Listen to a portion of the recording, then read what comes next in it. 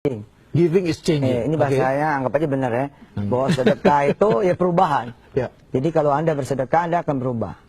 Malah kalau quantum giving, terjadinya quantum changing. Quantum nih. Nah, kalau quantum giving, dia bakal quantum changing. Bisnisnya pun akan jadi quantum bisnis.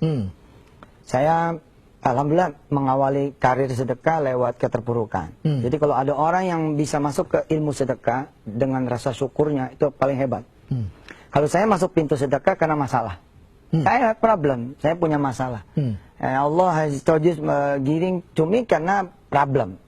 Jadi dikasih masalah tuh untuk berpikir. Masalah. Jadi ada orang yang dia bersedekah karena rasa syukurnya, dan itu fine, lebih bagus.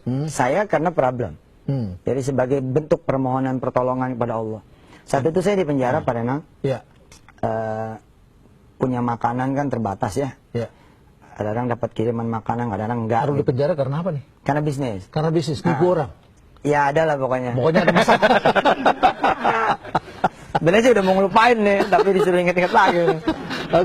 Pokoknya ada masalah. Masalah. Ditahan. Terus saya belajar nih. Jadi waktu itu nasi nggak datang.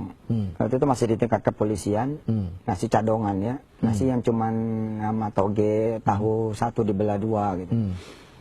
Saya udah prepare dari kemarin. Kalau nasi nggak datang, saya punya sepotong roti. Saya simpan di bawah bantal-bantalan saya. Benar, sampai jam 11 siang, itu nasi nggak datang. Nah, saya makanlah roti saya nih. Tapi begitu saya mau makan, seperti ada suara di kepala saya. Lu lihat no semut. Coba lu bagi tuh semut, supaya lu dapat makanan. Itu suara bunyi benar.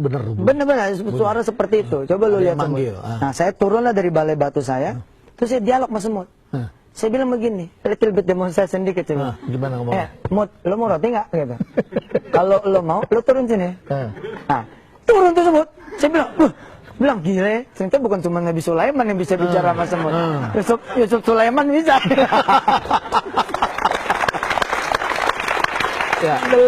Believe or not, semut itu turun. Lalu saya kasih roti itu di atas lantai dan saya dialog sama semut. Saya bilang, itu di penjara sendiri atau banyak orang? Bersebelas waktu itu. 11. Terus gimana mau ngomong? Banyak orang liatin. Yang lain pada tidur. Oh, pada tidur. Pada tidur yang lain.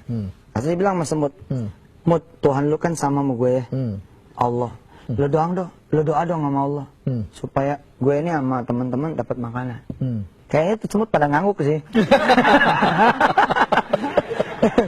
Lalu saya balik ke tembok, saya menghadap kepala saya ke tembok, dan saya seperti seseorang yang lagi bagus sekali imannya. Saya bilang, kayaknya sebentar lagi benar nih bakal datang nasi. Sorry, benar.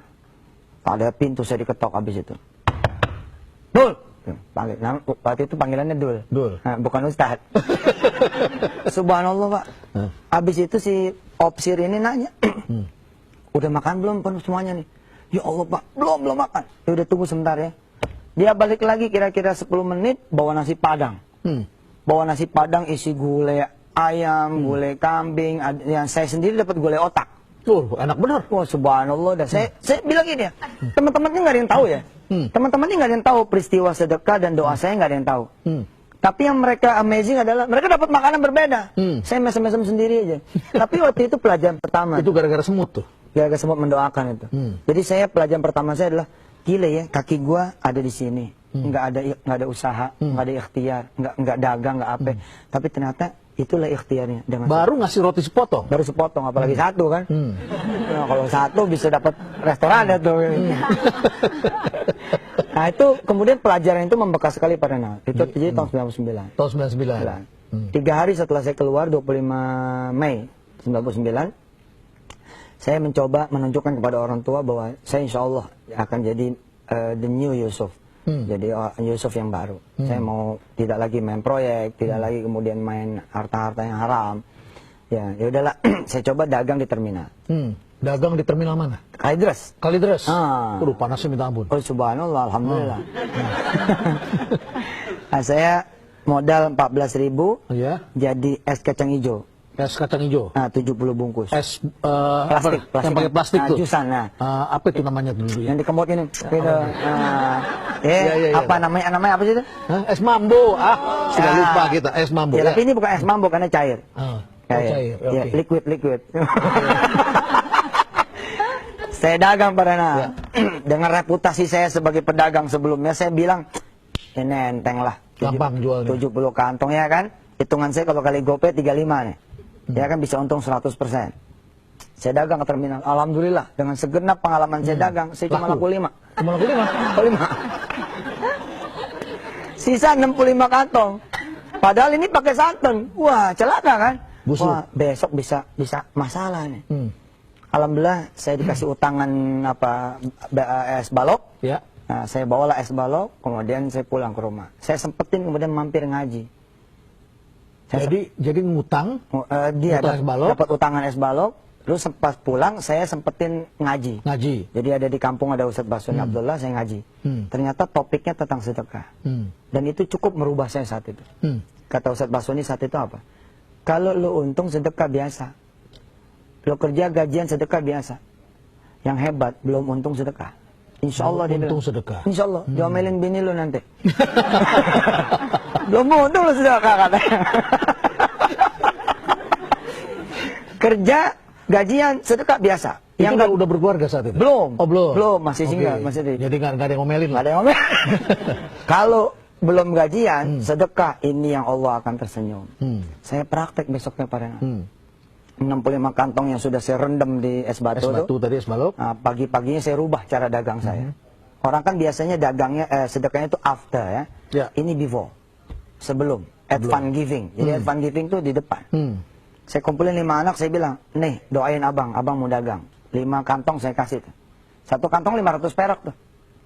5 kantong saya. Saat itu 500 perak, wah lumayan lah. Ya lumayan lah. Ini 500 perak, nih bagi.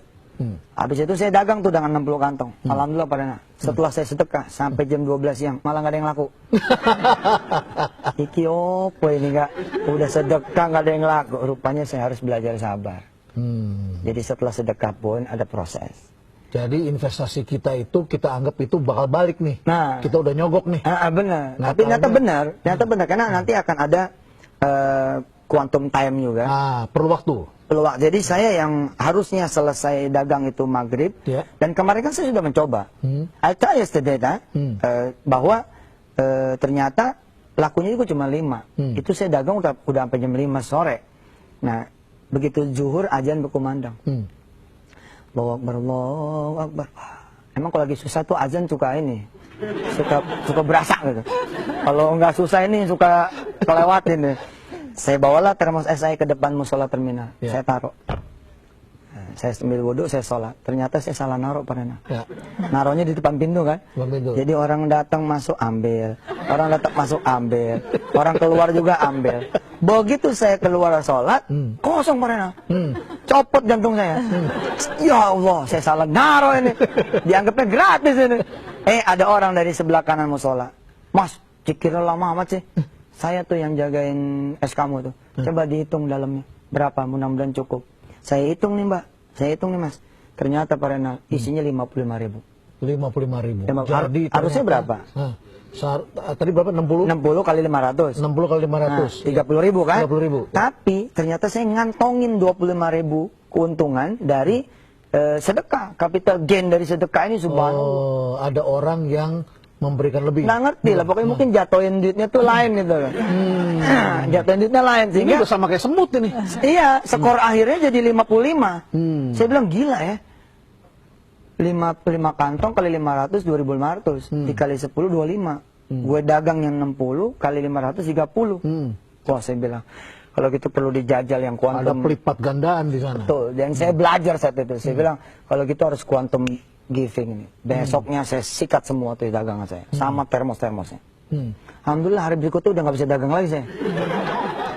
Termosnya udah dikasih.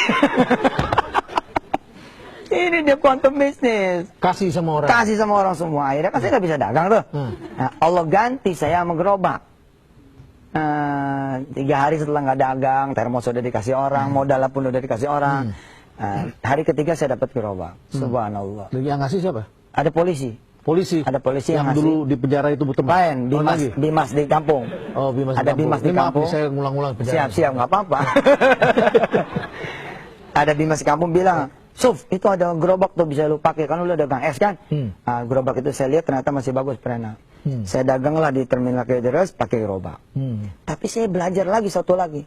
Saya kan ngitung nih, sedekah sepotong roti dapat nasi padang 11 bungkus. Sedekah 5 bungkus kantong es, ya, 5 kantong. dapat kemudian 55.000. 55.000.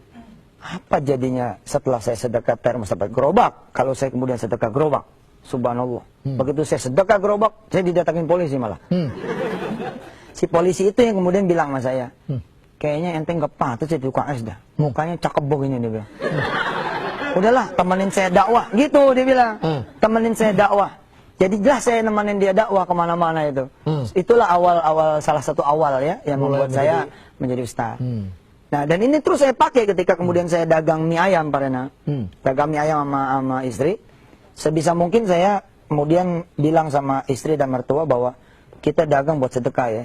Jangan dagang buat hidup. Kalau dagang buat hidup, nggak bakal quantum changing. Jadi memang fondasinya sudah berubah di situ. Fondasi Berubah. Dagang untuk sedekah. Untuk sedekah. Jadi lu harus kerja pada. Pemirsa harus kerja supaya dapat gaji. Tapi beda.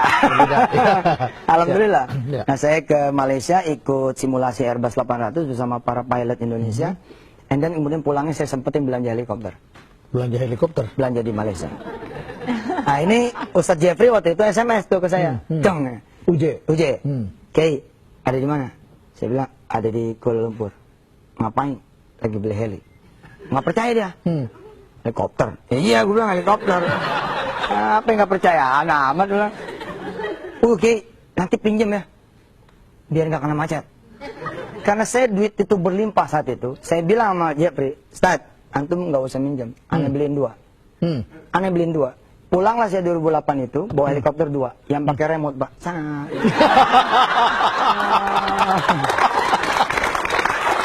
Yang pakai remote. Kalau yang itu mah aneh juga punya di rumah. Ya, oke. Ya. Yang penting kan belinya di Malaysia. Kehidupan juga saya berubah. Nah, di sini kemudian saya menarik karena saya tadi ada di belakang. Ketika kemudian salah satu dari peserta bilang bahwa kita tidak usah berharap balas dari Allah Subhanahu wa taala. Nah, tadi ada pernyataan seperti itu. Nah, saya datang ke kancah sedekah ini dengan satu konsep yang berbeda. Apa konsepnya? Jadi bahwa orang sedekah itu adalah satu kebaikan. Ya. Dan berharap itu juga satu kebaikan. Berharap bahasa Indonesianya sebenarnya berdoa, toh? Berdoa. Orang boleh nggak dia berdoa tanpa sedekah? Boleh. Tapi dia dapat pahala apa? Pahala doa. Orang yang kemudian bersedekah dapat berapa pahala? 1 pahala, pahala sedekah. Tapi kalau dia sedekah juga dan berdoa juga, maka dia dapat 2 pahala. Pahala sedekah dan pahala doa. Ini akan kita gali lagi ntar. Doa itu, wah, dia mulai jadi moderator di sini. Udah jadi host. Semuanya. Dia tahu Intan. Ketika Intan berdiri, tandanya mau Udah perasaan, anginnya udah lain. Kayaknya udah mau di-cut. Aura saya udah aura gimana gitu. Silakan, Pak Ustadz, ini bukan saya mau mengkat Pak Ustadz, bukan. Tapi ada yang ingin bertanya di sini Pak Ustadz mengenai sedekah itu. Silakan dengan Mbak siapa? Boleh berdiri. Assalamualaikum warahmatullahi wabarakatuh. Waalaikumsalam. Nama saya Erni. Saya mau bertanya, kalau misalnya mau sedekah itu boleh nggak sih mikir-mikir gitu? Sedekah atau enggak ya? Sedekah atau enggak ya? Soalnya pengalaman dari teman saya, dia nunda-nunda sedekah gitu. Malah jadinya kehilangan